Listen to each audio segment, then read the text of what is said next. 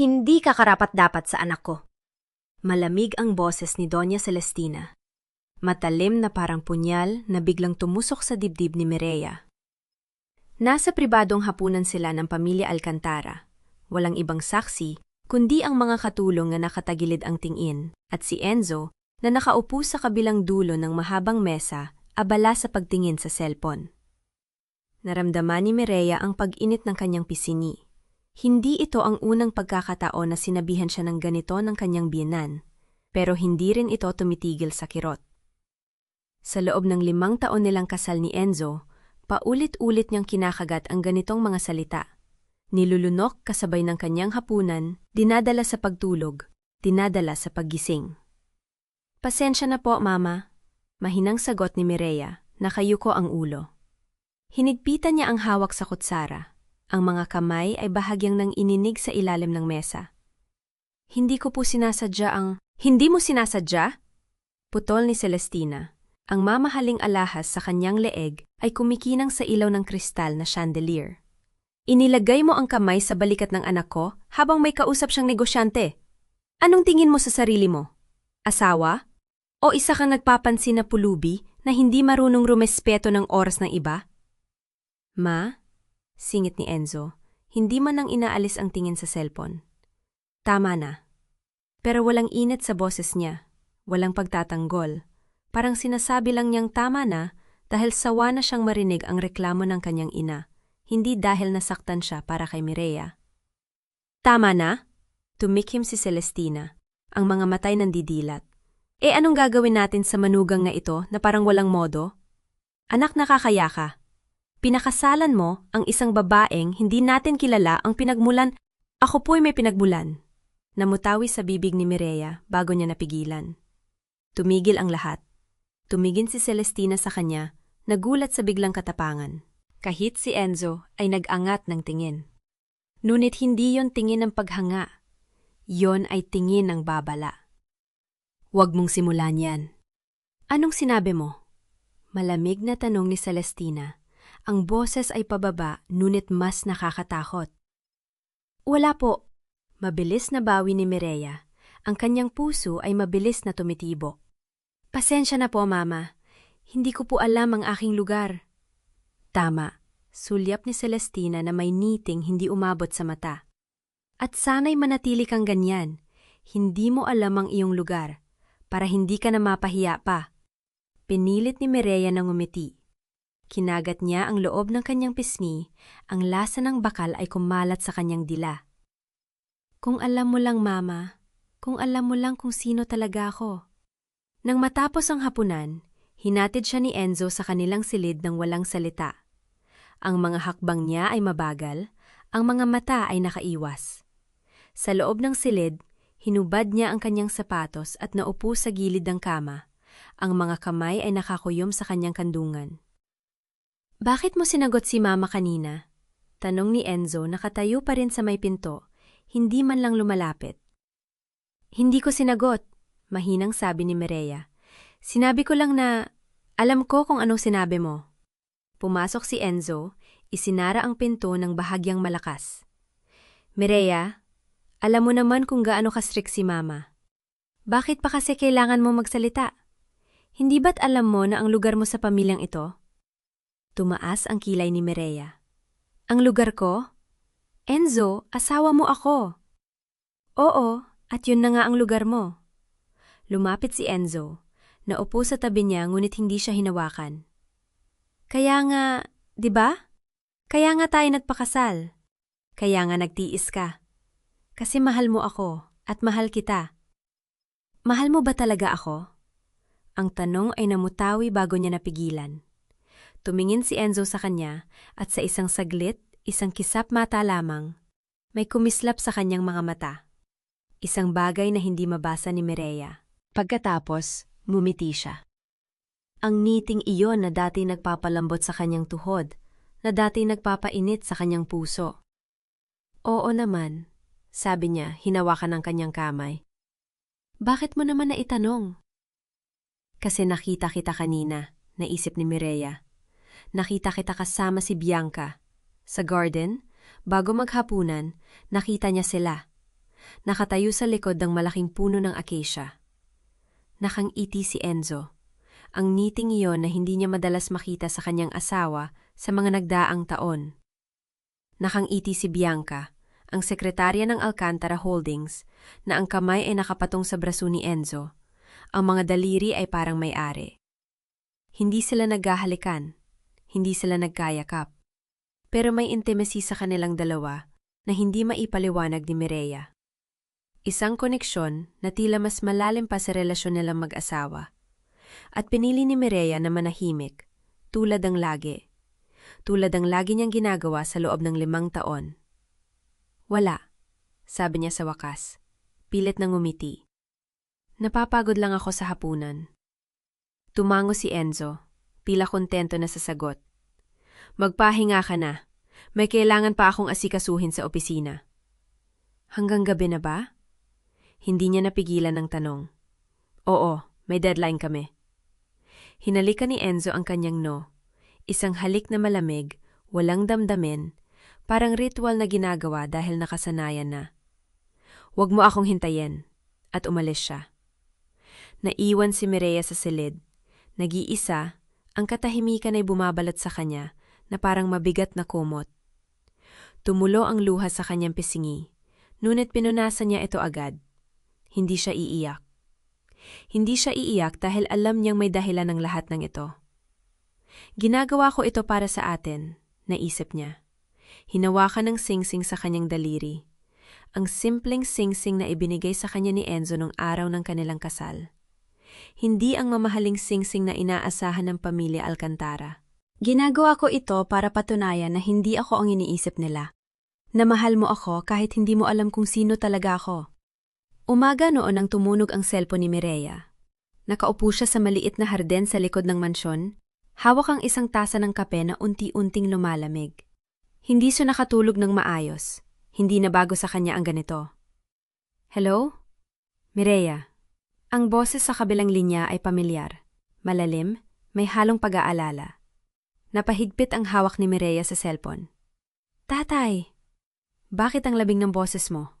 Tanong ni Don Severino Villamor, ang kanyang ama. Hindi ka na naman ba nakakatulog? Okay lang ako, tatay. Mahinang sagot ni Mireya, pilit na maging magaan ang boses. Busy lang. Busy. Inulit ng kanyang ama ang salita.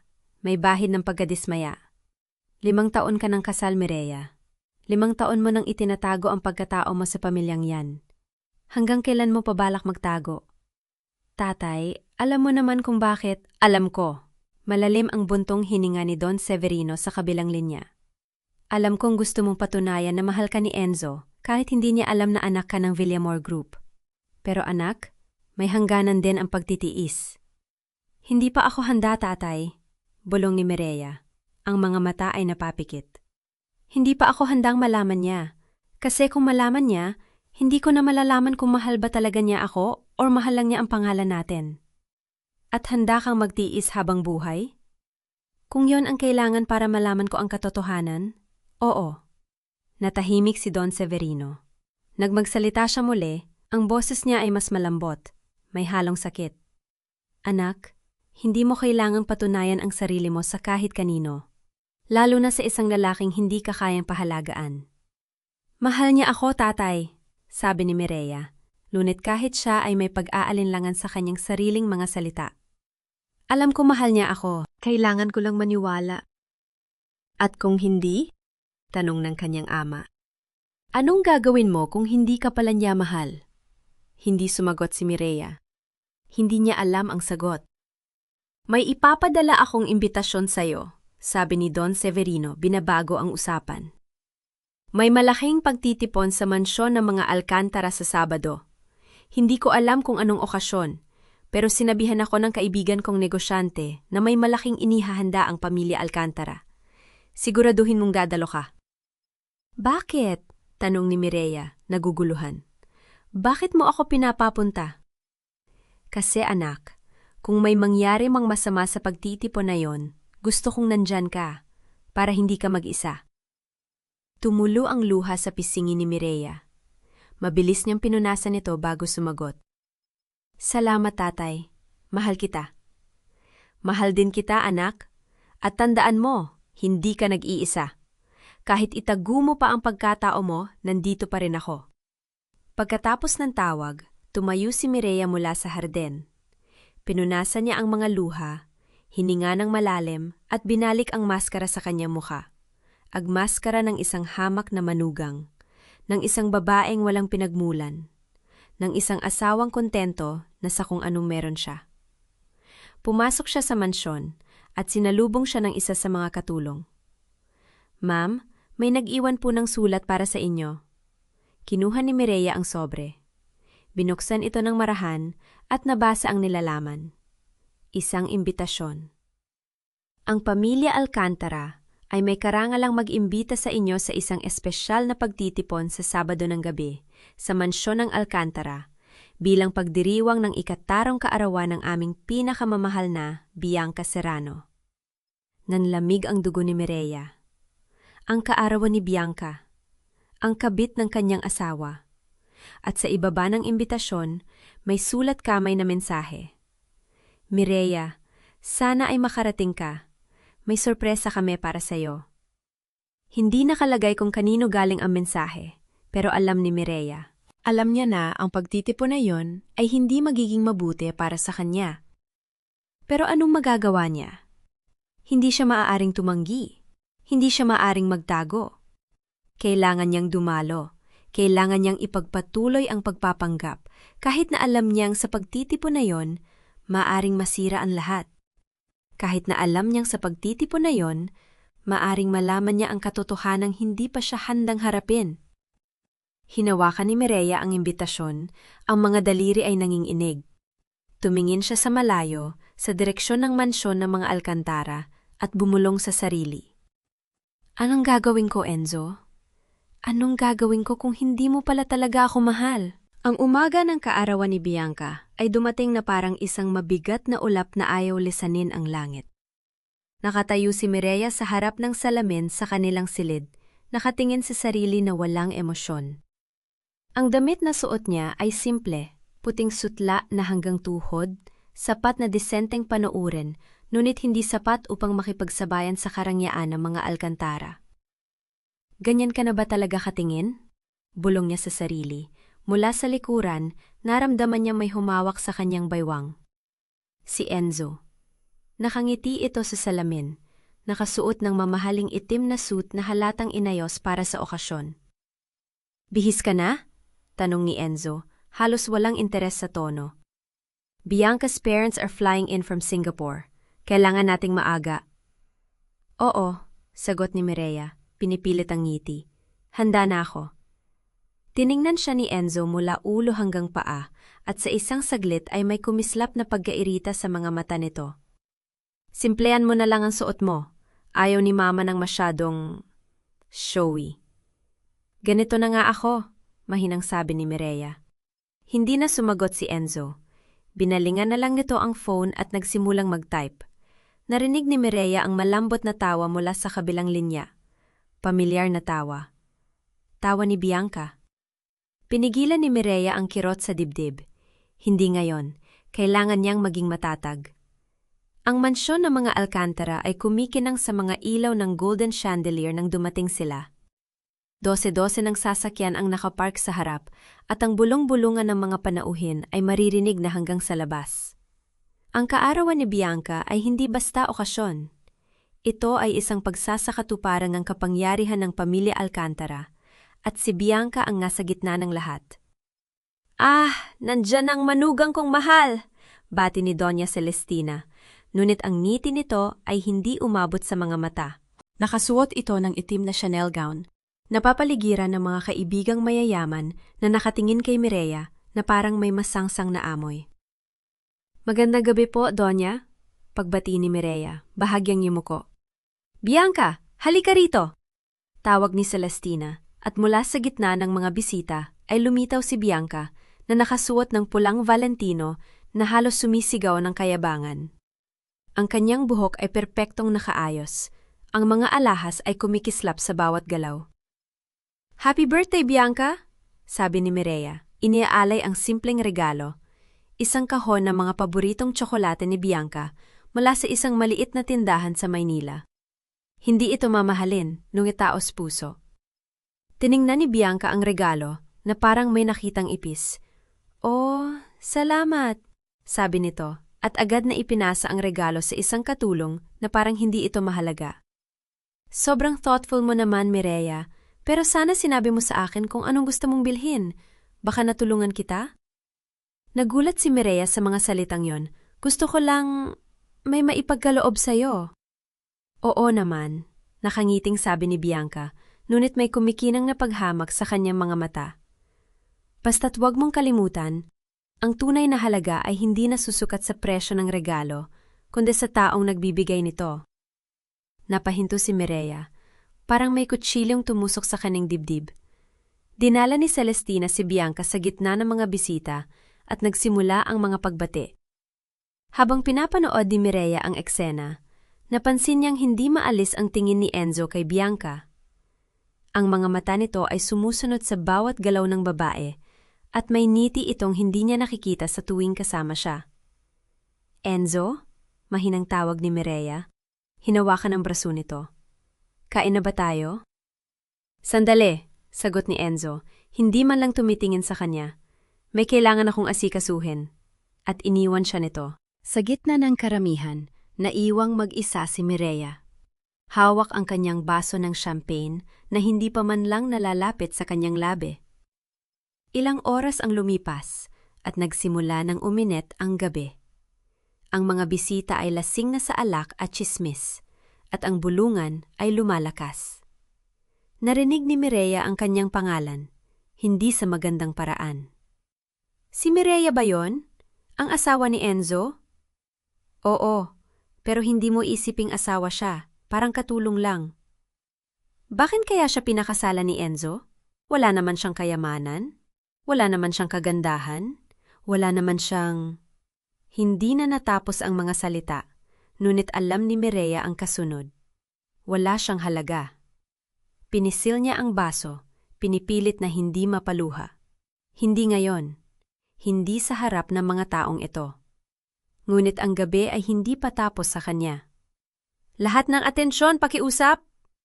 Ang boses ni Celestina ay nangingibabaw sa karamihan, at ang lahat ay tumahimik.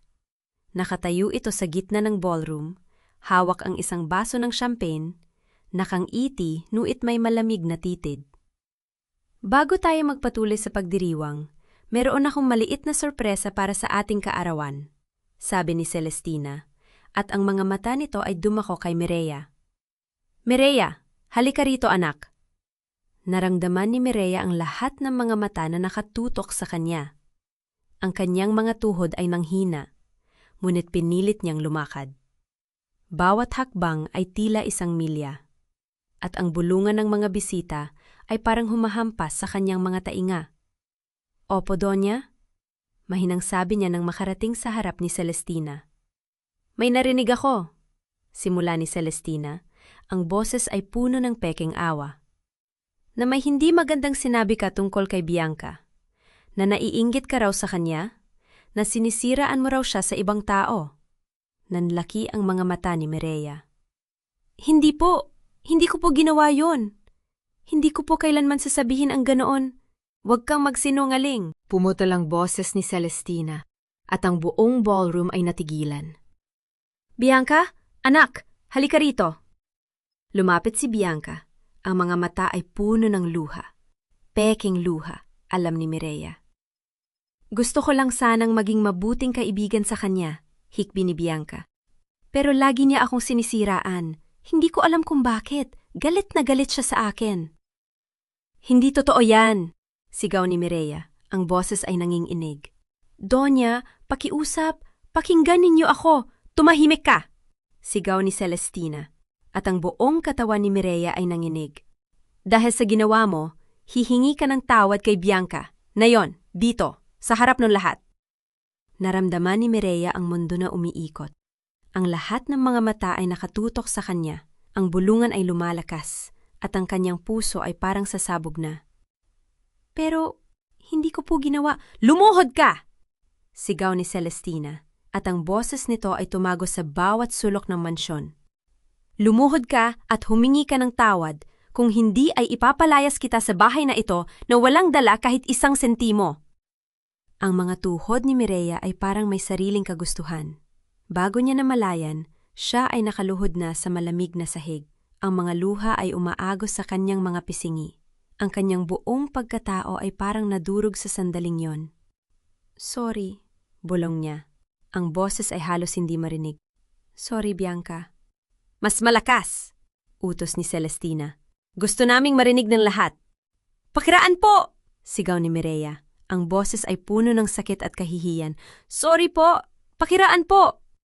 Ang bulungan ng mga bisita ay naging malakas na. Narinig niya ang mga tawa, ang mga pang-iinsulto, ang mga salitang mas matindi pa sa kutsilyo. Kawawa naman, parang aso na humihingi ng tawad. Bakit kaya siya pinakasalan ni Enzo? At sa gitna ng lahat, hinanap ni Mireya ang mga mata ni Enzo. Hinanap niya ang kanyang asawa, ang lalaking nangakong mamahalin siya, ang lalaking sinamahan niya sa hirap at ginhawa. Ngunit nakatayo si Enzo sa tabi ni Bianca. Ang kanyang kamay ay nasa balikat ni Bianca, pinapakalma ito. At ang kanyang mga mata ay nakatingin kay Mireya na parang nakakaramdam siya ng hiya. Hindi dahil sa ginawa sa kanya, kundi dahil siya ang dahilan ng kahihiyan. Tama na, sabi ni Enzo, ang boses ay malamig. Tama na, Mireya. Bumangon ka na. Pinapahiya mo na kami. Parang may sinuntok si Mireya sa dibdib. Ang lalaking minahal niya, ang lalaking pinagtiisan niya ang lahat, ay nakatayo sa panig ng babaeng nagwasak sa kanilang kasal. At sa sandaling yon, naramdaman ni Mireya ang isang bagay na mas matindi pa sa sakit, ang kawalan ng pag-asa. Unti-unti siyang tumayo, ang mga tuhod ay nanginginig, ang mga luha ay hindi mapigilan. Tiningnan niya si Enzo, at sa unang pagkakataon, nakita niya ang totoo. Ang lalaking ito ay hindi na ang lalaking minahal niya. O baka hindi niya ito nakilala kailanman. Enzo? Bulong niya. Ang boses ay puno ng pagsusumamo. Pakiusap. Umuwi ka na, sabi ni Enzo. Ang boses ay walang emosyon. Umuwi ka na, Mireya. Bukas na natin pag-usapan. Hindi siya sinamahan ni Enzo pa uwi. Hindi siya hinawakan ni Enzo. Hindi man lang siya tiningnan ni Enzo ng may kahit kaunting awa. At nang lumingon si Mireya upang umalis, narinig niya ang tawa ni Bianca. Isang tawa na puno ng tagumpay. Isang tawa na nagsasabing nanalo na siya. Lumabas si Mireya sa mansyon. Ang malamig na hangin ng gabi ay humampas sa kanyang muka. Ang kanyang mga luha ay nanigas sa lamig, ngunit ang sakit sa kanyang dibdib ay mas malamig pa. Tumakbo siya papunta sa kanilang kotse, sumakay, at sinara ang pinto. Doon, sa loob ng madilim na sasakyan, hinayaan niya ang kanyang sarili na mapaluha. Buong buo, malakas. Parang batang nawala ng lahat. Bakit? Hikbi niya, ang kanyang mga kamay ay nanginginig. Bakit ninyo ako ginaganyan? Anong kasalanan ko? Ngunit walang sumasagot. Tanging ang katahimikan ng gabi at ang tunog ng kanyang sariling pag-iyak. Ilang minuto ang lumipas, o oras, hindi niya alam. Nakaupo siya sa loob ng kotse. Ang kanyang puso ay parang basag na salamin na hindi na maaayos. Naisip niyang umuwi. Ngunit saan? Sa bahay na puno ng kasinungalingan? Sa bahay na hindi naman talaga kanya? At sa sandaling iyon, nang halos sumuko na siya, narinig niya ang isang tunog. Ang tunog ng mga makina. Maraming makina. Tumingin siya sa salamin at ang kanyang mga mata ay nanlaki. Isang hanay ng mga mamahaling sasakyan, itim na Mercedes, BMW at isang Rolls-Royce sa unahan, ang huminto sa harap ng mansyon ng mga Alcantara.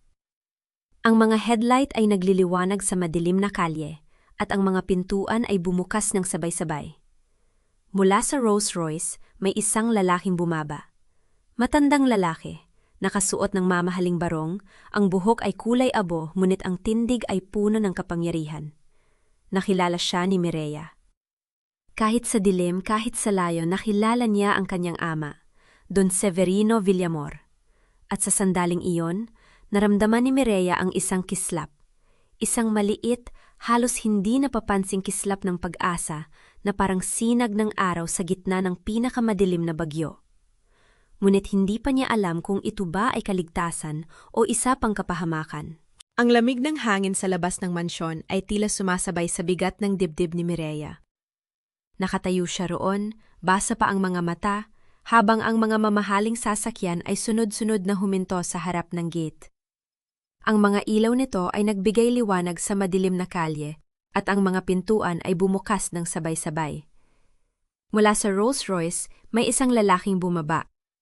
Matandang lalaki, nakasuot ng mamahaling barong, ang buhok ay kulay abo, ngunit ang tindig ay puno ng kapangyarihan.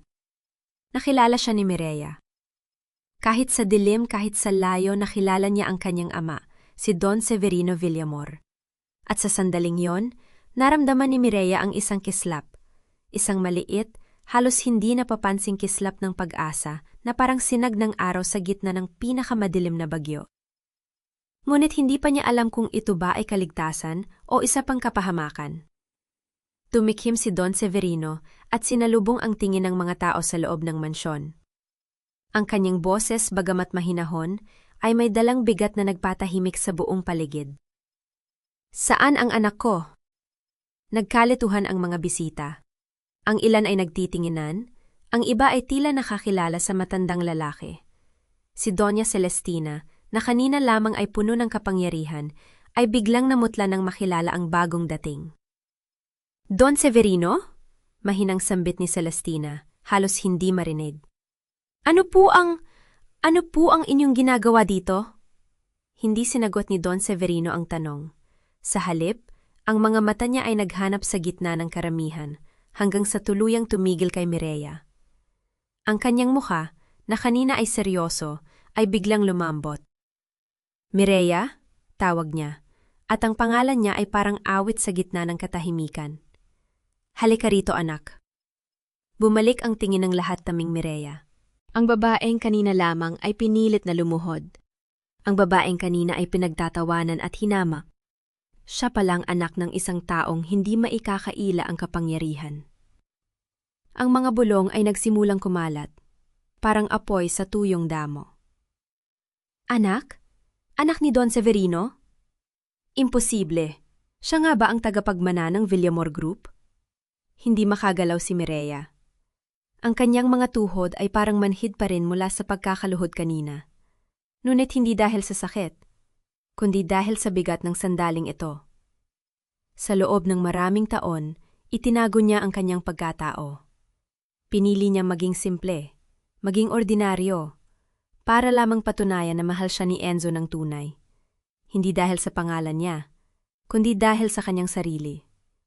Ngunit sa gabing ito, sa harap ng lahat ng taong humamak sa kanya, ang katotohanan ay nabubunyag. Papa? Halos pabulong na sambit ni Mireya, at ang kanyang mga paa ay kusang kumilos palapit sa kanyang ama. Ngunit bago pa man siya makalapit, may humila sa kanyang braso. Si Enzo. Mireya, sandali! Mabilis na sabi ng kanyang asawa. Ang boses ay puno ng kaba. Bakit? Anong ibig sabihin nito? Bakit hindi mo sinabi sa akin? Ang kanyang mga mata ay naglalagalag, parang hinahanap ang tamang sasabihin. Sana sinabi mo sa akin, mahal. Sana hindi mo itinago sa akin. Tumigil si Mireya. Tiningnan niya ang lalaking kanina lamang ay nakatayong matigas sa tabi ni Bianca, na kanina ay hinayaan siyang mapahiya sa harap ng maraming tao. Ang lalaking pinakasalan niya, pinagkatiwalaan at minahal ng buong puso. Ngayon, narito si Enzo. Biglang nagmamakaawa. Biglang nag-aalala. Ngunit ang kanyang mga mata, hindi sila tumitingin kay Mireya ng may pagmamahal. Para silang tumitingin sa isang bagay na maaaring mawala sa kanya. Ang kayamanan, ang kapangyarihan, ang seguridad. Dahan-dahang inalis ni Mireya ang kamay ni Enzo sa kanyang braso. Ang kanyang boses, bagamat mahina, ay may bakal na hindi pa naririnig ng mga nakapaligid. Enzo, kanina lamang na ako'y pinapahiya sa harap ng lahat. Saan ka nakatayo? Tanong niya. Ang mga mata ay direktang nakatingin sa kanya. Sa tabi ni Bianca. Sa tabi ng babaeng yon. Hindi mo ako ipinagtanggol. Hindi mo man lang sinubukan. Pero Mireya, ngayon bigla kang nag-aalala? Ngayon bigla kang nagmamakaawa? Numiti si Mireya, ngunit hindi yun ngiti ng kaligayahan. Yun ay ngiti ng pait, ng pagkilala sa isang katotohanang matagal na niyang itinatanggi sa sarili. Huwag mo nang ituloy, hindi na kailangan. Lumipat ang tingin ni Enzo kay Don Severino, na tahimik lamang na pinagmamasdan ng eksena. Don Severino, pakiusap, may paliwanag po ako.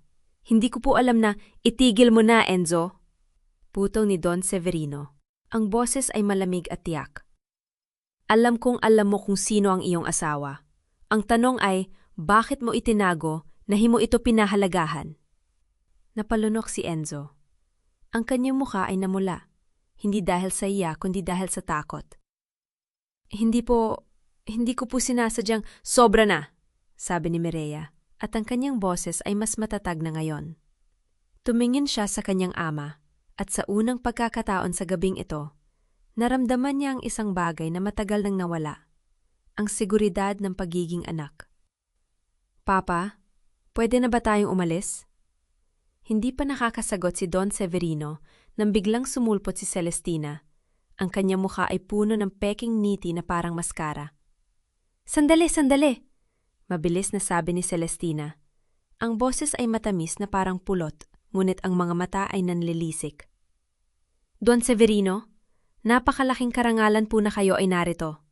Sana po ay huwag kayo magmadali. Mireya, anak, halika, umupo ka muna. Kanina lang ay, may konting hindi pagkakaunawaan lamang. Hindi naman po seryoso. Pamilya tayo, hindi ba? Ang mga salita ni Celestina ay parang lason na natatakpan ng asukal. Si Mireya ay napahinto. Tiningnan ang kanyang biyenan na kanina lamang ay siya mismo ang nagpaluhod sa kanya. Na kanina ay siya mismo ang nag-utos sa kanya na humingi ng tawad kay Bianca. Ngayon, biglang anak na ang tawag sa kanya. Ngayon biglang pamilya na sila. Celestina, mahinahong sabi ni Mireya, at ang kanyang boses ay walang bakas ng takot. Kanina nang ako'y pinapahiya ninyo sa harap ng inyong mga bisita, hindi ko narinig ang salitang anak mula sa inyo. Hindi ko narinig ang salitang pamilya. Ngayon biglang nandyan na ang mga salitang yon? Namula si Celestina. Ang kanyang peking ngiti ay nanginginig, at sa likod ng kanyang mga mata ay may nagniningas na galit. Ngunit hindi siya makasagot, sapagkat alam niyang sa harap ni Don Severino, ang lahat ng kanyang kapangyarihan ay walang halaga. Hindi na kailangan pang magpanggap, Celestina. Dagdag ni Don Severino, ang kanyang boses ay tuyot at malamig. Nakita ko kung paano ninyo tratuhin ang anak ko. Narinig ko ang lahat. Huwag ninyong sayangin ang inyong hininga sa mga kasinungalingan. Tumalikod si Don Severino at iniyabot ang kanyang kamay kay Mireya. Halika na anak, uuwi na tayo. Tumango si Mireya at hinawakan ang kamay ng kanyang ama. Ang kanyang palad, magaspang at mainit, ay parang isang kuta na nagpoprotek sa kanya mula sa lahat ng sakit. Ngunit bago pa man sila makaalis, may narinig silang kalansing sa likod. Lumingon si Mireya at nakita si Bianca na kanina ay nagtatago sa likod ng mga bisita, na yon ay nakatayong parang estatwa. Ang mukha ay maputla at ang mga kamay ay nanginginig. Ang kanyang mga mata ay naglalagalab, parang hinahanap ang paraan para makatakas sa sitwasyong ito. Don Severino? Mahinang sabi ni Bianca, sinusubukang ngumiti. Ako po, si Bianca Serrano, kaibigan ng pamilya. Wala akong pakialam kung sino ka. Putol ni Don Severino. Hindi man lang siya tiningnan ng diretsyo. Ngunit isang payo. Huwag mong subukang lumapit sa anak ko. Hindi ko gustong makitang masaktan siya pa. Nanlaki ang mata ni Bianca. Ang kanyang ngiti ay tuluyang naglaho, at siya ay tila lalong lumiliit sa harap ng mga tingin ng mga bisita. Ang babaeng kanina ay siyang pinagmamalaki ni Enzo. Ang babaeng siyang dahilan ng kahihiyan ni Mireya. Ngayon, siya ay parang daga na natatakot sa liwanag. Bianca! Tawag ni Mireya, at ang kanyang boses ay naging sanhi ng pagtigil ng lahat. Salamat sa gabing ito. Salamat sa pagpapakita sa akin kung sino talaga ang mga taong nakapaligid sa akin. Hindi makasagot si Bianca. Ang kanyang mga labi ay nanginginig, ngunit walang lumabas na salita. Tumingin si Mireya kay Enzo, na nakatayong parang estatwa sa gitna ng kaguluhan. Ang kanyang mukha ay puno ng takot, ng panghihinayang, ng lahat ng emosyon na huli na para ipakita. Enzo? Mahinahong sabi ni Mireya, at ang kanyang boses ay walang galit, walang sakit, parang isang pahayag lamang. Hindi ko alam kung anong mangyayari sa atin pagkatapos ng gabing ito. Ngunit isa ang masasabi ko. Hindi na ako ang babaeng lumuhod kanina. Hindi na ako ang babaeng tahimik na tumanggap ng kahihiyan. Simula ngayon, mag-iiba na ang lahat. Bago pa man makasagot si Enzo, hinila na siya ni Don Severino palayo. Ang mga bisita ay naghiwa-hiwalay. Ang mga bulong ay patuloy na kumakalat. Ngunit hindi na ito narinig ni Mireya. Ang kanyang isip ay puno ng mga planong nagsisimula ng mabuo. Habang sumasakay sa Rolls Royce, tiningnan niya ang mansyon na kanina ay kanyang bilangguan. Ang mga ilaw nito ay tila kumukutitap, parang hinihingi ang kanyang atensyon. Ngunit hindi na siya nito kayang hawakan. Mireya, tawag ni Don Severino. Ang kanyang boses ay malambot at puno ng pag-aalala. Sigurado ka bang ayos ka lang? Tumingin si Mireya sa kanyang ama.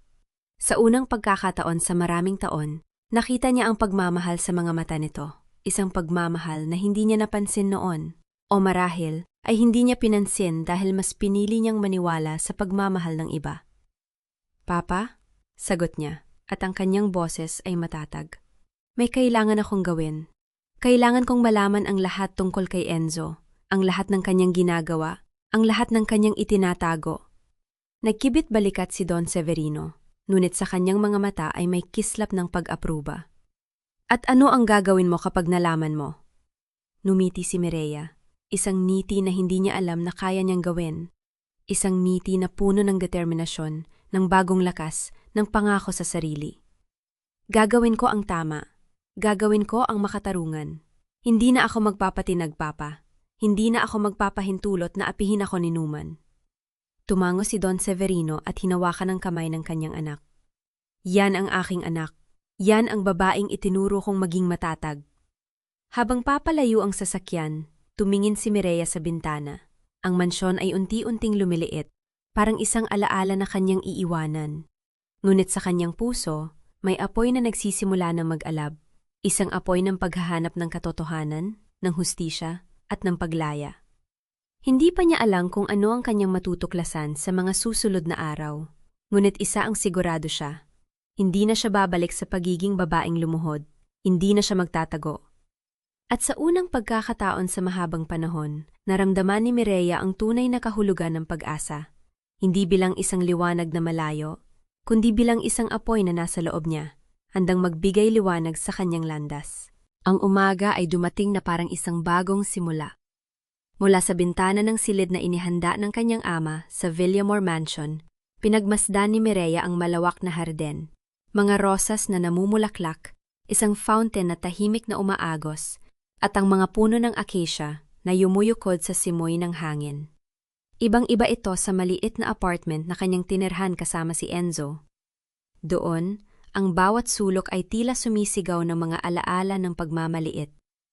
Dito, sa unang pagkakataon, nakahinga siya ng malalim. Ngunit hindi siya pumunta rito upang magpahinga. Kumatok si Don Severino bago pumasok, may dalang folder na makapal. Ang kanyang mga mata ay matalas, puno ng pag-aalala, ngunit may halong pag-asa. Mireya, anak, sabi niya, handang-handa na ang mga abogado. Ngunit bago tayo magpatuloy, kailangan kong malaman, sigurado ka na bang gagawin mo ito? Tumayo si Mireya, hinarap ang kanyang ama. Tatay, sa loob ng 5 taon, pinaniwala nila akong wala akong halaga. Na yung alam ko nang may laban ako, bakit ako hihinto? Napagiti si Don Severino, isang ngiting may pagmamalaki. Ganyan ang dapat na ugali ng isang Villamor. Binuksan niya ang folder. Ang unang hakbang ay ang pag-imbestiga. May nakilala akong pribadong investigador, si Mr. Ramirez. Matagal na siyang katuwang ng pamilya at mapagkakatiwalaan. Ngunit bago mo siya makilala, may isa akong tanong. Ano yon? May access ka pa ba sa mga dokumento ng Alcantara Holdings? Napaisip si Mireya. Sa loob ng 5 taon, siya ang humawak ng mga papel sa bahay, mga utility bill, kontrata ng paupahan, maging ng ilang business correspondence na dinadala ni Enzo sa bahay. Mayroon akong ilang kopya sa aking lumang laptop. Hindi ko alam kung may silbi pa, sabi niya. Dalhin mo rito, utos ng ama. Kahit maliit na detalye, maaaring magbago ng lahat. Makalipas ang 1 oras, dinala ni Mireya ang kanyang lumang laptop sa home office ng Villamor Mansion. Habang binubuksan ito, bumalik ang mga alaala. Ang mga gabing ginigising siya ni Enzo para i-print ang mga kontrata, ang mga pagkakataong pinipirmahan niya ang mga dokumento nang hindi binabasa, ang pagtitiwala na ibinigay niya ng buong buo. Kailangan kong i-check ang email archives, bulong niya sa sarili. Habang nag-scroll siya sa mga lumang mensahe, may nahuli siyang kakaiba. Isang email mula sa bangko may subject line na Fund Transfer Confirmation. Binuksan niya ito at agad nanganlamig ang kanyang dugo. Ang transfer ay nagkakahalaga ng 20 milyong piso. Ang account name, Bianca Serrano. Ang authorizing signature, Mireya Villamor Alcantara. Ngunit hindi niya ito pinirmahan. Kailanman? Imposible, bulong niya. Mulay niyang binasa ang email. Ang petsa, 3 buwan na ang nakalilipas nung nasa ospital siya dahil sa appendicitis. Walang paraan na maipipirma niya yon. Binuksan niya ang attachment. Doon, nakita niya ang scan copy ng dokumento, ang kanyang pirma. Sa unang tingin, mukhang tunay. Ngunit nang tingnan niyang mabuti, may bahagyang pagkakaiba sa kurba ng letrang M. Masyadong perpekto, masyadong matulis. Hindi itong pirma ko, sabi niya ng malakas. Ang boses ay nanginginig sa galit. Mabilis niyang sinuri ang iba pang mga email. Mayroon pang 4 na transfer, lahat sa parehong account, lahat may kanyang pirma na hindi niya kinikilala. Umabot sa kabuuang 70 milyong piso ang nailipat sa loob ng 6 na buwan. Tumayo si Mireya. Ang kanyang mga kamay ay nanginginig. Enzo? Bulong niya. Ginamit mo ang pangalan ko. Hindi siya umiyak. Sa halip, isang kakaibang init ang kumalat sa kanyang dibdib. Isang apoy na hindi niya alam na kaya niyang maramdaman. Ito ang katibayan. Ang ebidensya ng pandaraya. Ang patunay na hindi lamang siya niloko, kundi ginamit bilang kasangkapan sa krimen. Kumatok si Don Severino sa pinto. Mireya, handa na si Mr. Ramirez. Ngunit mukhang may nakita ka. Tumingala si Mireya. Ang kanyang mga mata ay matigas. Tatay, kailangan kong makipagkita sa abogado. Na yon. Sa opisina ni Mr. Ramirez, isang lalaking nasa kanyang 50 na may maingat na mga mata, inilatag ni Mireya ang mga ebidensya. Tahimik na pinakinggan ng investigador ang kanyang kwento, paminsan-minsang sumusulat sa kanyang notebook. Miss Villamor, sabi niya nang matapos siya. Ang mga dokumentong ito ay sapat na upang magsimula ng investigasyon. Ngunit kailangan kong malaman, may iba ka pa bang alam na maaaring makatulong? Napaisip si Mireya. May isa pa. Noong nakaraang taon may pinapirma sa akin si Enzo na dokumento tungkol sa isang joint venture. Hindi ko ito binasa ng mabuti dahil nagmamadali ako. Ngunit may napansin akong kakaiba. Ang pangalan ng partner company ay hindi pamilyar. Nang tanungin ko siya, sinabi niyang ito ay isang bagong negosyo. Ngunit hindi ko nakita ang anumang resulta nito. May kopya ka ba? Hindi. Ngunit maaring nasa cloud storage ng Alcantara Holdings. May access pa ako sa account. Nagkatinginan sila ni Mr. Ramirez. Kailangan nating kunin yon, sabi niya. Ngunit mag-ingat, kung malaman ni Enzo na ina-access mo ang kanilang system, maaaring maghinala siya. Alam ko, sabi ni Mireya. Ngunit handa akong makipagsapalaran. Kinagabihan, habang naghahapunan kasama ang kanyang ama, tumunog ang telepono ni Mireya. Ang pangalan sa screen ay nagpabilis ng kanyang tibok ng puso. Enzo. Bakit ka tumatawag? Tanong ni Don Severino. Hindi ko alam, sagot ni Mireya. Ngunit kailangan kong malaman. Sinagot niya ang tawag. Mireya, sabi ni Enzo, ang boses ay malambot, halos nagmamakaawa. Kailangan nating mag-usap. Nagkamali ako. Alam ko na. Ngunit mahal kita. Palagi kitang minahal. Natawa si Mireya ng walang saya. Minahal mo ako? Sa pamamagitan ng pagpapalipat ng 70 milyong piso sa account ng kabit mo? Natahimik si Enzo. Sa background, narinig niya ang boses ni Celestina na bumubulong, ano ang sinabi niya? Paano niya nalaman? Enzo, malamig na sabi ni Mireya, hindi na ako ang babaeng lumuluhod sa harap mo. Hindi na ako ang asawang tahimik na tumatanggap ng lahat. Ngayon, ako na ang hahanap ng katotohanan. Bago pa siya makasagot, ibinaba niya ang tawag. Ang kanyang mga kamay ay nanginginig, ngunit hindi dahil sa takot. Sa unang pagkakataon, naramdaman niya ang kapangyarihan ng pagpili, ang kapangyarihang sabihin ang totoo, ang kapangyarihang tumanggi.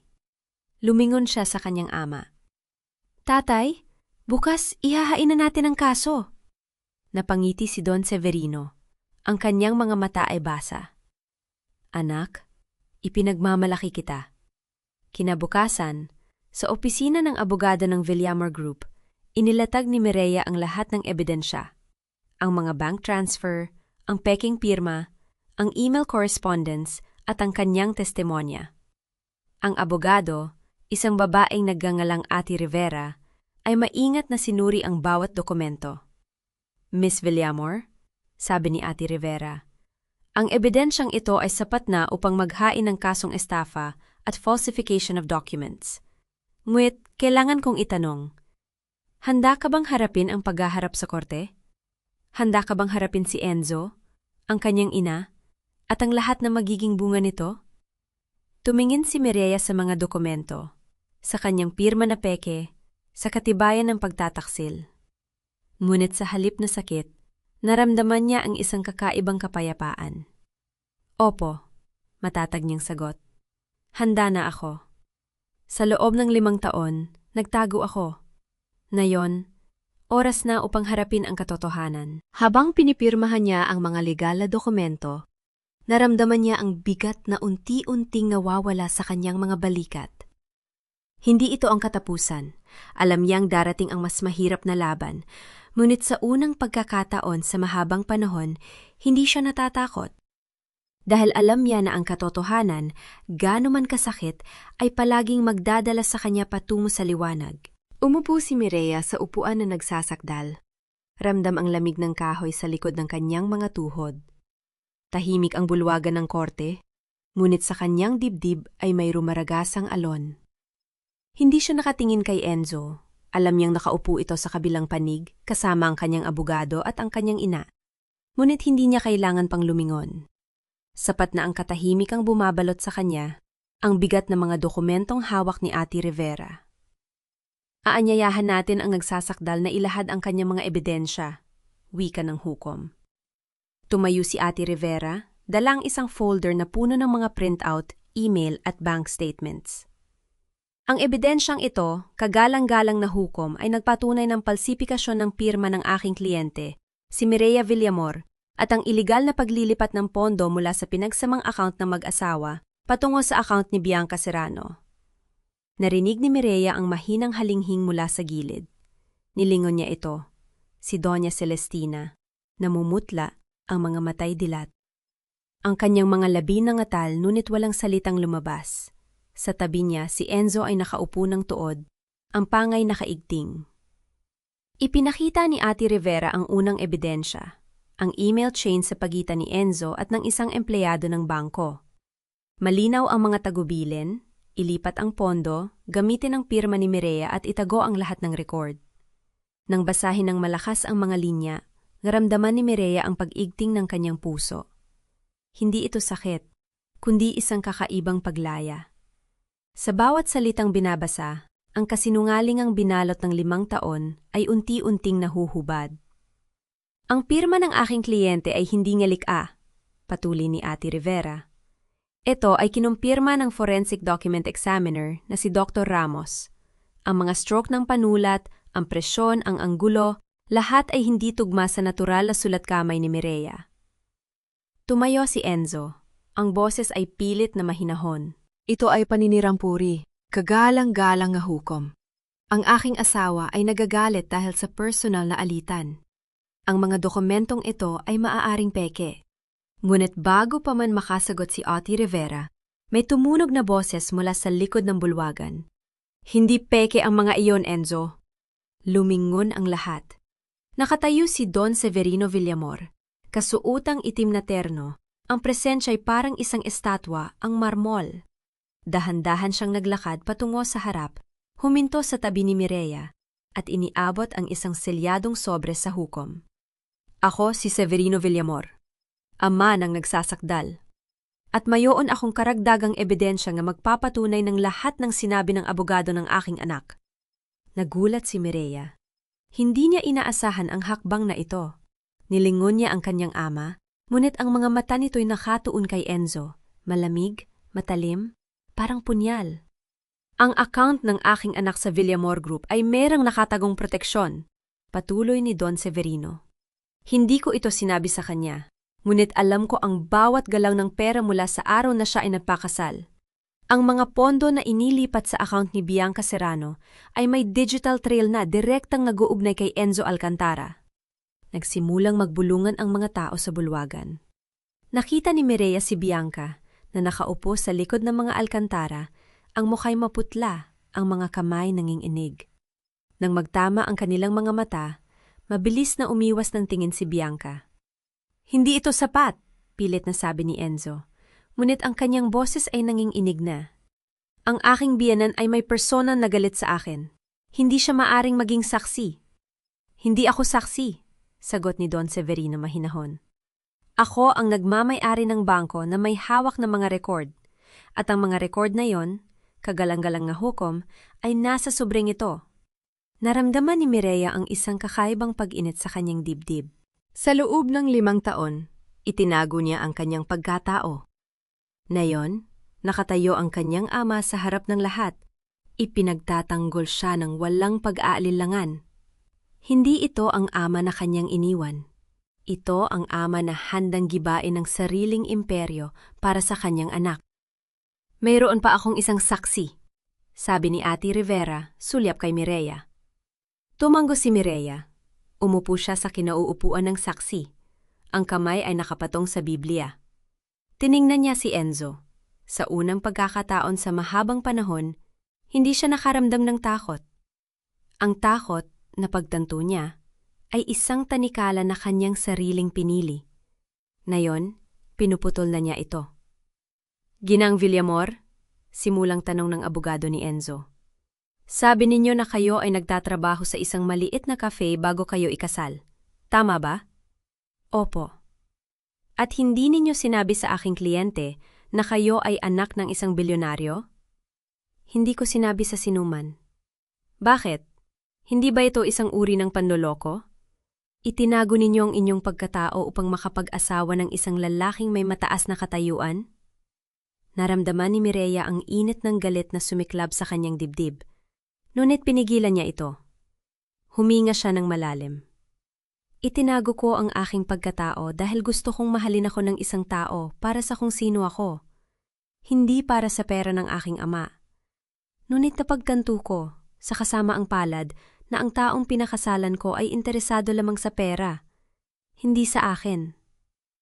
Ang mga salita ninyo ay hindi patunay, tugon ng abogado. Ang mga bank statement, ang mga email, ang forensic report, iyan ang mga patunay. Mahinahong sagot ni Mireya. At mayroon pa akong isang bagay. Kumuha siya ng isang maliit na USB drive mula sa kanyang bulsa at inilapag sa mesa. Ito ay recording ng isang pag-uusap sa pagitan ng aking asawa at ng kanyang kabit si Bianca Serrano. Nakuha ko ito mula sa kanilang sariling telpeno na aksidenteng naiwan sa aking kotse. Napalunok si Enzo. Ang kanyang muka ay namumutla na parang papel. Sa recording na ito, patuloy ni Mireya, malinaw na tinalakay nila ang kanilang plano na agawin ang kontrol sa aking bahagi ng negosyo at ang kanilang intensyon na ako ay iwan na walang-wala. Nang patugtugin ang recording, narinig ng buong bulwagan ang boses ni Enzo. Malinaw, walang pag-aalinlangan. Kapag nakuha na natin ang lahat, iiwan na natin siya. Hindi niya kailangan ng kahit ano. Tandaan mo, walang magmamahal sa kanya kung hindi dahil sa pera. Tiningnan ni Mireya si Enzo. Nakita niya ang pagbagsak ng kanyang panga, ang panginig ng kanyang mga kamay, ang takot sa kanyang mga mata. Ngunit hindi siya nakaramdam ng tagumpay. Sa halip, isang malalim na kapayapaan ang bumalot sa kanya. Ang kapayapaang dulot ng katotohanan. Wala na akong itatanong, sabi ng abogado ni Enzo. Ang boses ay halos hindi marinig. Nagsimula nang tumayo ang mga tao sa bulwagan. Nakita ni Mireya si Doña Celestina, ang kanyang dating biyenan na nakayuko. Ang dating mapagmataas na babae ay tila lumiit sa kanyang upuan. Sa gilid si Bianca ay tahimik na umiiyak, ngunit walang lumalapit sa kanya. Nang matapos ang pagdinig, nilapitan si Mireya ng kanyang ama. Walang sinabi si Don Severino, ngunit inilapag nito ang kamay sa kanyang balikat. Sa simpleng hawak na yon, naramdaman ni Mireya ang lahat. Ang suporta, ang pagmamahal, ang paghingi ng tawad sa mga taong nawala. Ikaw ang pinakamatapang na babae na nakilala ko, sabi ni Don Severino. Ang boses ay paos. Natutunan ko ito sa aking ama, sagot ni Mireya, at numiti siya sa unang pagkakataon sa araw na yon. Lumabas sila ng korte, ang araw ay sumisikat ng maliwanag. Ngunit bago pa man sila makarating sa kotse, may humabol na boses. Mireya? Lumingon siya. Nakatayo si Enzo. Ang kanyang damit ay magulo, ang kanyang muka ay puno ng pawis. Pwede ba tayo mag-usap? Pilit na sabi nito. Kahit 1 minuto lang. Tiningnan siya ni Mireya. Sa loob ng 5 taon, ito ang lalaking kanyang minahal ng buong puso. Ngunit ang lalaking ito, ang lalaking nakatayo sa harap niya, ay hindi na ang kanyang asawa. Ito ay isang stranger na sumira sa kanyang tiwala. Wala na tayong dapat pag-usapan, Enzo. Mahinahon niyang sagot. Hihintayin na lang natin ang hatol ng hukuman. Tumalikod siya at sumakay sa kotse. Hindi na lumingon pa. Habang umaandar ang sasakyan, naramdaman niya ang isang kakaibang gaan sa kanyang dibdib. Hindi ito ang katapusan. Alam niyang darating pa ang mas mahirap na mga araw. Ngunit sa unang pagkakataon sa mahabang panahon, hindi siya natatakot. Dahil alam niya na ang katotohanan gaano man kasakit ay palaging magdadala sa kanya patungo sa liwanag. Ang araw ng hatol ay dumating na parang isang mabigat na ulap na dahan-dahang lumulutang sa kalangitan ng Maynila. Nakaupo si Mireya sa harap ng korte, ramdam pa rin niya ang malamig na upuan sa ilalim ng kanyang mga palad. Hindi siya kumikibo kahit na naramdaman niya ang mga tingin ng mga taong puno ng paghuhusga. Ang ilan ay natataka, ang ilan ay nanghihina, at ang ilan ay naghihintay lamang na makita kung paano babagsak ang isang imperyo. Tumayo ang hukom at sa isang iglap, tila huminto ang mundo. Sa mga ebidensyang iniharap ng tagapagtanggol ng nagsasakdal at sa mga patotoong ibinigay ng mga saksi, napag-alala ng korte na ang mga dokumentong ipinakita ni Enzo Alcantara ay naglalaman ng mga palsipikasyon. Ang paglilipat ng mga pondo mula sa Villamor Group patungo sa mga personang na account ng nasasakdal ay labag sa batas. Kaya naman, ipinag-uutos ng korte na i-freeze ang lahat ng ari-arian ni Enzo Alcantara at tanggalin siya sa kanyang posisyon bilang Vice President ng Alcantara Holdings. Isang malalim na buntong hininga ang lumabas sa dibdib ni Mireya. Hindi siya ngumiti, hindi rin siya napaiyak. Ramdam niya ang bigat ng sandali. Ang bigat ng katotohanan sa wakas ay lumabas sa liwanag. Sa kanyang tabi, naramdaman niya ang presensya ng kanyang ama, si Don Severino, na tahimik na pinagmamasdan ang lahat. Walang sinabi ang matanda, ngunit sa kanyang mga mata ay may kakaibang pagmamalaki. Sa kabilag panig ng silid, narinig niya ang malakas na pagpalakpak ng mesa. Si Enzo, na nakaupo sa tabi ng kanyang abogado, ay biglang tumayo. Ang kanyang muka ay namula. Ang mga mata ay puno ng galit at pagkabigla. "Ito ay isang pagkakamali!" sigaw niya. "Wala kayo karapatan na gawin ito sa akin. Ako ang magdadala ng kasong ito sa mas mataas na hukuman." Nuwit kahit na malakas ang kanyang boses, napansin ni Mireya ang panginginig ng kanyang mga kamay. Ang taong minsan niyang minahal? Ang taong nanumpa sa harap ng Diyos na mamahalin siya habang buhay? Ay nakatayo na parang isang batang nawawala sa gitna ng bagyo. Hindi siya nakaramdam ng kasiyahan. Sa halip, isang kakaibang lungkot ang bumalot sa kanyang puso. Ang desisyon ng korte ay pinal, wika ng hukom. Ang mga ari-ariya ng nasasakdal ay mananatiling naka-freeze habang isinasagawa ang karagdagang investigasyon. Ang kaso ay idineklarang sarado para sa ngayon. Habang nagkakagulo ang mga tao sa paligid, naramdaman ni Mireya ang isang kamay na humawak sa kanyang balikat. Si Don Severino. "Tara na!" mahinang sabi ng kanyang ama. "Tapos na ang laban." Ngunit bago pa man siya makalabas ng pinto, narinig niya ang malakas na boses ni Celestina. "Ikaw!" sigay ng matandang babae na itinuturo si Mireya. "Ikaw ang sumira sa aming pamilya! Ikaw ang dahilan kung bakit nawala ang lahat sa amin!" Napahinto si Mireya. Lumingon siya kay Celestina na nakatayo na parang isang rebulto ng pot. Ang mga mata ng matanda ay puno ng galit. Ngunit sa likod ng mga iyon, nakita ni Mireya ang takot. Takot na mawala ang lahat. Ang kayamanan, ang kapangyarihan, ang pagkakakilanlan.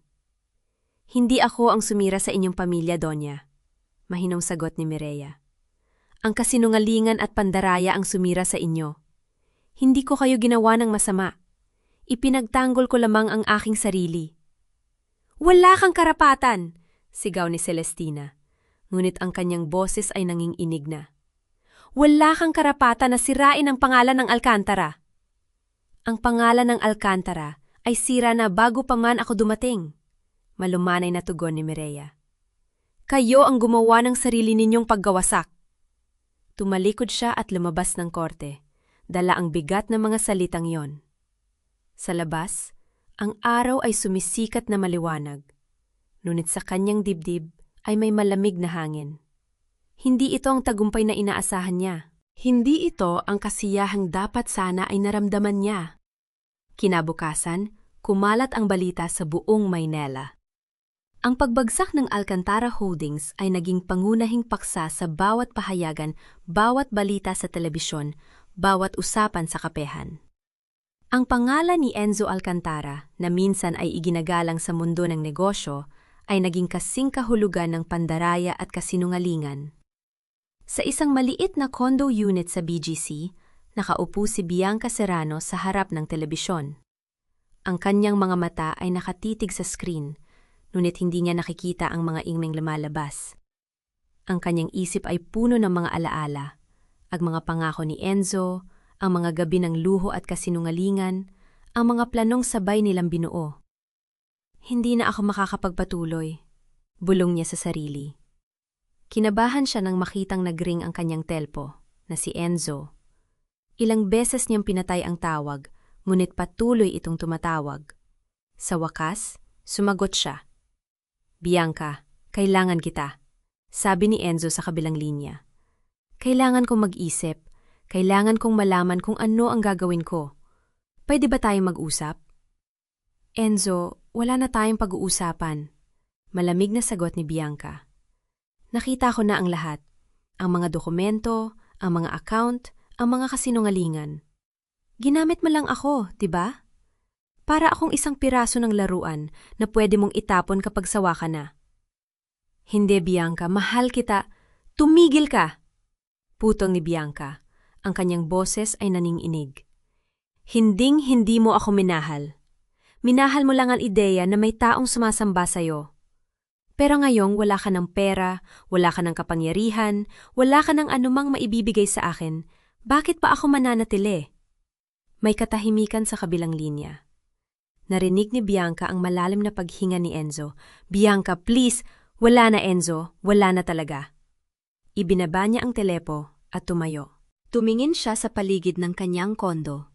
Ang mga mamahaling gamit, ang mga designer bags, ang mga alahas na binili ni Enzo. Lahat ng iyon ay walang kabuluhan na. Lahat ng iyon ay mga alaala ng isang kasinungalingan. Mabilis siyang nag-empak ng isang maliit na bag. Hindi niya dinala ang mga mamahaling bagay. Hindi na niya kailangan ang mga iyon. Kailangan niyang maglaho. Kailangan niya magsimula ng panibagong buhay, malayo sa anino ni Enzo Alcantara. Bago siya lumabas ng pinto, tumingin siya sa salamin. Nakita niya ang kanyang sarili. Ang babaeng minsan ay naniniwala na kaya niyang makuha ang lahat sa pamamagitan ng kagandahan at pagmamaniobra. Ngunit sa huli, wala siyang nakuha, kundi ang sarili niyang pagkawasak. Hindi na ako babalik, bulong niya. Hindi na ako magiging ganito. Isinara niya ang pinto at hindi na lumingon pa. Sa mansyon ng Alcantara, ang katahimikan ay nakabibingi. Ang mga katulong ay tahimik na naglilinis, ngunit ang kanilang mga mata ay puno ng pag-aalala. Ang mga chandelier na minsan ay kumikinang sa liwanag ay tila dim na ngayon. Ang mga mamahaling muebles ay tila luma na. Nakaupo si Celestina sa kanyang paboritong upuan sa sala. Ang kanyang mga kamay ay nakakapit sa isang tasa ng tsa na hindi niya iniinom. Ang kanyang mga mata ay malayo, nakatingin sa wala. "Mom?" Narinig niyang sabi ni Enzo mula sa pintuan. "Kailangan nating mag-usap." Hindi siya sumagot. Hindi niya kayang harapin ang kanyang anak. Ang anak na minsan niyang ipinagmamalaki, ang anak na kanyang itinaguyod upang maging kahalili ng imperyo, ay nakatayo na ngayon na parang isang taong nawala sa sarili. "Mom, please," pagmamakaawa ni Enzo. "Kailangan ko ang tulong mo. Kailangan kong malaman kung ano ang gagawin ko." "Tulon?" Mahina ngunit puno ng pait ang boses ni Celestina. "Anong tulon ang maibibigay ko sa iyo, Enzo? Wala na tayo. Wala na ang lahat." Hindi pa huli ang lahat. Pwede pa nating ayusin. Ayusin? Tumawa si Celestina. Ngunit ito ay isang mapait na tawa. Paano mo aayusin ang isang bagay na sira na? Paano mo ibabalik ang tiwala ng mga tao sa atin? Paano mo ibabalik ang lahat ng nawala natin? "Mom, kaya natin..." "Tumigil ka!" sigaw ni Celestina. Ang kanyang boses ay nanginginig. "Sa lahat ng mga taon na ito, ginawa ko ang lahat para sa'yo. Ipinaglaban kita, itinaguyod kita, tinakpan ko ang mga pagkakamali mo. Pero hindi mo ako nakinig.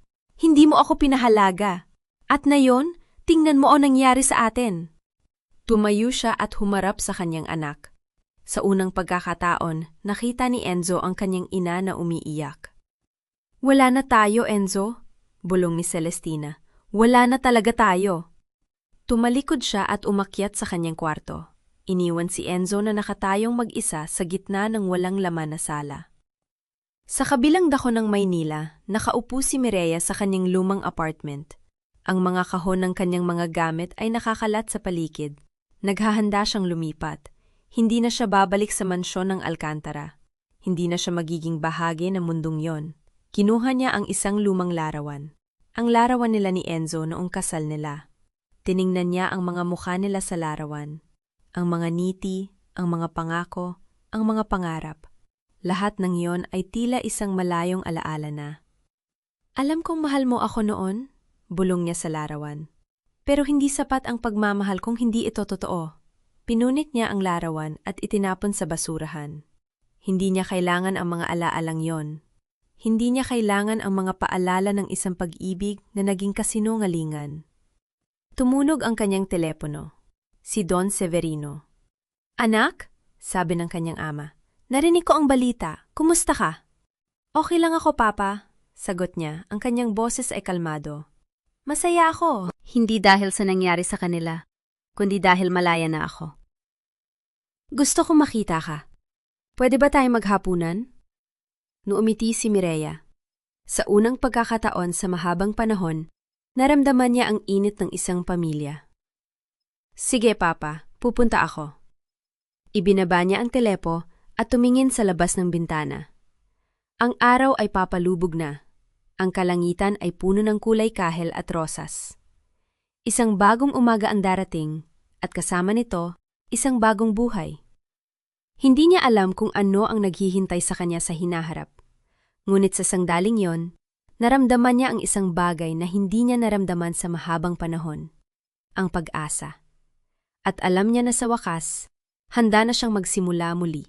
Ang umaga ay tahimik sa mansyon ng mga Alcantara. Hindi tulad ng mga nakaraang araw na puno ng sigaw at kalansing ng mga basag na gamit, na yon ay may kakaibang katahimikan. Ang uri ng katahimikan bago ang isang bagay na hindi na maibabalik pa. Nakatayo si Mireya sa harap ng malaking salamin sa kwartong pinagsaluhan nila ni Enzo sa loob ng 5 taon. Hawak niya ang isang sobre na naglalaman ng mga papeles ng diborsyo. Hindi na siya nangginginig. Hindi na siya nagdadalawang isip. Sa unang pagkakataon, ang mga kamay niyang minsan ay napapagod sa pagtatago ng kanyang pagkatao ay matatag. Tiyak ka na ba? Tanong ng abogadong nakaupo sa sulok, isang babaeng ipinadala ng kanyang ama upang tiyakin na ang lahat ay legal at malinis. Tumango si Mireya. Oo, matagal ko nang dapat ginawa ito. Lumakad siya papalabas ng kwarto. Ang mga hakbang ay may kumpiyansang hindi niya alam na kaya niya. Sa hagdanan, nakita niya si Enzo, payat, gusgusin, ang mga mata ay may bahid ng gabing walang tulog. Nakaupo siya sa sofa, nakatingin sa wala. Nang makita si Mireya, may kumislap sa kanyang mga mata, pag-asa, pagsisisi, hindi na mahalaga. Mireya? Mahina niyang tawag. Huminto si Mireya. Hindi upang makinig, kundi upang harapin ang huling anino ng kanyang nakaraan. Hindi mo kailangang gawin ito, sabi ni Enzo. Ang boses ay paos. Maari nating ayusin. Walang dapat ayusin, Enzo. Hindi galit ang boses ni Mireya. Hindi rin malungkot. Ito ay payapa. Ang uri ng kapayapa ang dumarating kapag tinanggap mo na ang katotohanan. Inayos mo na ang lahat nung pinili mo magsinungaling. Nung pinili mong ipahiya ako, nung pinili mong maniwala na wala akong halaga dahil sa kung ano ang tingin mo sa akin. Pero, ang totoo, hindi mo ako kilala. Mumiti siya, ngunit may lungkot sa gilid ng kanyang mga labi. At hindi ko na kailangan pang patunayan sa'yo kung sino ako. Iniabot niya ang sobre sa kanya. Hindi ito kinuha ni Enzo, kaya inilapag na lamang niya ito sa mesa sa pagitan nila. Tapos na tayo, Enzo. At sa wakas, malaya na ako. Lumingon siya at nagpatuloy sa paglalakad. Hindi siya lumingon. Hindi na niya kailangan. Sa labas, sumalubong sa kanya ang sikat ng araw. Ang puting kotse ng kanyang ama ay naghihintay. Ang driver ay nakatayo sa tabi ng pinto. Ngunit bago pa man siya makasakay, narinig niya ang isang boses mula sa likuran. Mireya! Hindi siya lumingon. Hindi na niya kailangan. Ang boses na iyon, si Celestina, ay hindi na kayang saktan siya. Alam kong hindi mo ako mapapatawad, sabi ni Celestina. Ang boses ay nanginginig, hindi katulad ng dating mapagmataas na tono. Ngunit nais kong malaman mo na ako ay humihingi ng tawad. Hindi para sa akin, kundi para sa aking anak. Para sa lahat ng ginawa naming sayo. Bahagyang ngumiti si Mireya, ngunit hindi ito umabot sa kanyang mga mata. Ang paghingi ng tawad ay hindi nagbabalik na mga taon, Doña Celestina. Ngunit pinasasalamatan ko ang iyong mga salita. Tumalikod siya at sumakay sa kotse. Sa salamin sa likuran, nakita niya ang anyo ni Celestina na nakatayong mag-isa sa harap ng mansyon. Ang dating makapangyarihang babae na ngayon ay tila isang anino ng kanyang dating sarili. Ngunit hindi na yon ang problema ni Mireya. Ang kotse ay dumaan sa mga lansangan ng Maynila at sa bawat pagliko, tila may isang bahagi ng bigat na umaalis sa kanyang mga balikat. Ang mga gusaling dati ay paalala ng kanyang pagkakakulong ay tila mga tanawin na lamang ng isang pelikulang natapos ng panoorin. Dumating sila sa isang tahimik na restaurant sa may tabing dagat. Doon, naghihintay si Don Severino, ang kanyang ama, na nakaupo sa isang mesa na may tanawin ng karagatan. Nang makita siya, tumayo ito at numiti. At sa unang pagkakataon, nakita ni Mireya ang kanyang ama ng malinaw. Hindi bilang isang tycoon, kundi bilang isang ama na naghihintay sa kanyang anak. Papa, sabi niya, ang boses ay may bahid ng emosyon. Halika anak, na-order ko na ang paborito mong pagkain. Umupo siya sa harap ng kanyang ama. Sa loob ng ilang sandali, walang nagsalita. Ang tunog ng mga alon ay nagsilbing musika sa kanilang katahimikan. Alam kong marami akong pagkukulang sa'yo, simula ni Don Severino. Ang boses ay seryoso. Hindi kita nakasama nung lumalaki ka. Hindi ko alam kung paano maging ama. At nung sinabi mong gusto mong itago ang iyong pagkatao, sumang-ayon ako. Akala ko, iyon ang makapagpapaligaya sa'yo. Tumingin si Mireya sa kanyang ama. Papa, hindi mo kasalanan. Hayaan mo ako magsalita, anak. Numiti ito, ngunit may lungkot. Sa loob ng maraming taon, akala ko ang pagbibigay sa'yo ng lahat ng material na bagay ay sapat na. Akala ko ang pagprotekta sa'yo mula sa mundo ay pagmamahal. Ngunit nang makita-kitang nakatayo doon, nakaluhod sa harap ng mga taong yon, napagganto ko. Hindi kita tinuruan ng pinakamahalagang bagay. Ano yun, Papa? Nang yung halaga ay hindi nakasalalay sa kung paano ka tingnan ng iba. Hindi sa kung sino ang pumipili sa'yo. Hindi sa apelido na dala mo o sa perang meron ka. Hinawakan nito ang kanyang kamay. Ang iyong halaga ay nasa iyo. Sa kung sino ka, ang iyong kabaitan, ang iyong tapang, ang iyong kakayahang bumangon kahit na gaano ka kadalas itumba. Naramdaman ni Mireya ang pag-init ng kanyang mga mata. Papa, na yon hindi na kita itatago. Hindi na kita poprotektahan mula sa mundo. Sa halip, tuturuan kitang harapin ito. Hindi bilang anak ng Villamor Group, kundi bilang Mireya. Bilang ang babaeng ako mismo ang humahanga sa tapang. Umupo sila ng matagal, nag-uusap tungkol sa mga bagay na hindi nila nasabi sa loob ng maraming taon. Ang mga luha ay dumaloy, nabit hindi ito luha ng kalungkutan. Ito ay luha ng paglaya. Ilang linggo ang lumipas. Sa isang maliit na opisina sa Makati, nakaupo si Mireya sa harap ng isang mesa na puno ng mga blueprint at proposal. Hindi ito ang marangyang opisina ng Villamor Group. Ito ay isang startup, isang proyektong sinimulan niya mula sa wala. Tiyak ka na bang ayaw mong gamitin ang pangalan ng pamilya? Tanong ng kanyang assistant, isang batang babae na nagngangalang Rina. Tiyak ako. Sagot ni Mireya, ang mga mata ay kumikinang. Gusto kong patunayan sa sarili ko na kaya ko. Hindi dahil sa pangalan, kundi dahil sa aking kakayahan. Ang proyekto ay isang abot-kayang pabahay para sa mga manggagawa. Isang bagay na malapit sa kanyang puso. Noong siya ay nagtatago, nakita niya ang hirap ng mga taong walang matitirhan, ang mga pamilyang nagsisikap sa kabila ng kawalan ng katiyakan. Ngayon, may pagkakataon siyang gumawa ng pagbabago. Sa mga susunod na araw, nakita niya ang kanyang sarili na lumalago sa parang hindi niya inaasahan. Ang mga pagpupulong, ang mga negosasyon, ang mga pagsubok, lahat ito ay nagbigay sa kanya ng bagong kahulugan ng pagiging buo. Hindi na siya ang babaeng nagtatago sa likod ng kanyang kasal. Siya na ngayon ang babaeng humaharap sa mundo ng may bukas na mga mata.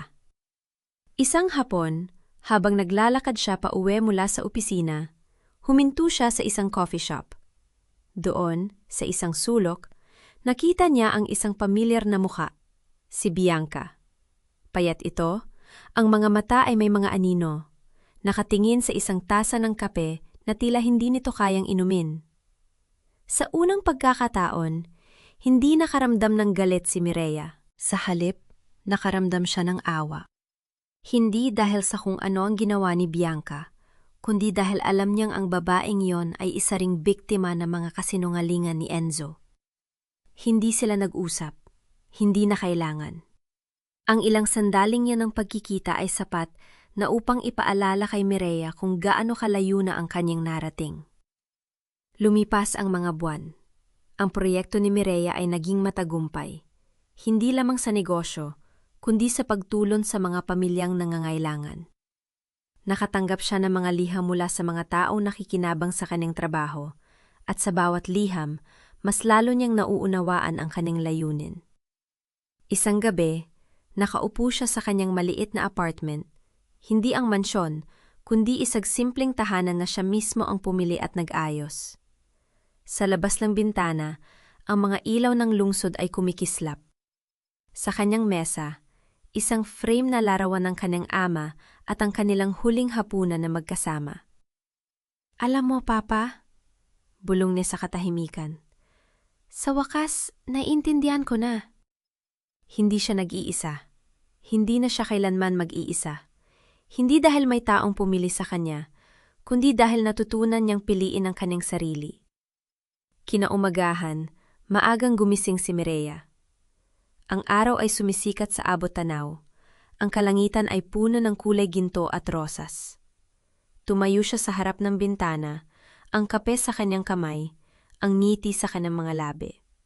Sa labas, ang mundo ay naghihintay. At sa unang pagkakataon sa kanyang buhay, handa siyang harapin ito. Hindi bilang isang tagapagmana, hindi bilang isang asawa, hindi bilang isang biktima, bilang Mireya. Isang babaeng natutong tumayo sa kanyang sariling mga paa. Isang babaeng nakauunawa na ang kanyang halaga ay hindi nakasalalay sa pagpili ng iba, kundi sa kanyang kakayahang piliin ang kanyang sarili, araw-araw sa bawat hakbang ng kanyang paglalakad. Isinara niya ang pinto ng kanyang apartment at humakbang patungo sa bagong umaga. Dito nagtatapos ang kwento ni Mireya Villamor. Hindi sa pagbagsak, kundi sa pagbangon.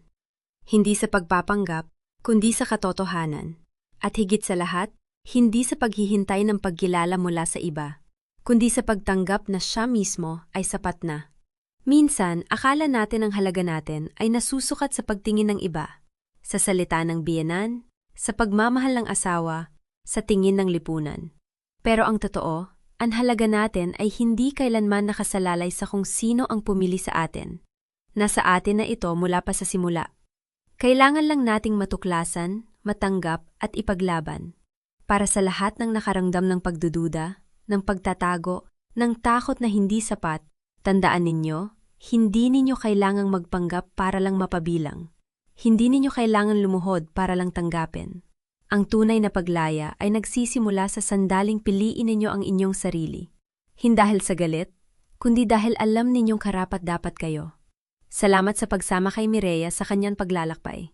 Sana sa kanyang kwento, may nakita kayong bahagi ng inyong sarili. At sana, tulad niya, lakasan ninyo ang loob na tumayo, maglakad, at harapin ang inyong sariling umaga. Hanggang sa muli mga kaibigan, ingatan ninyo ang inyong mga puso. At huwag kalimutan, ang inyong halaga, walang sinuman ang makakaagaw.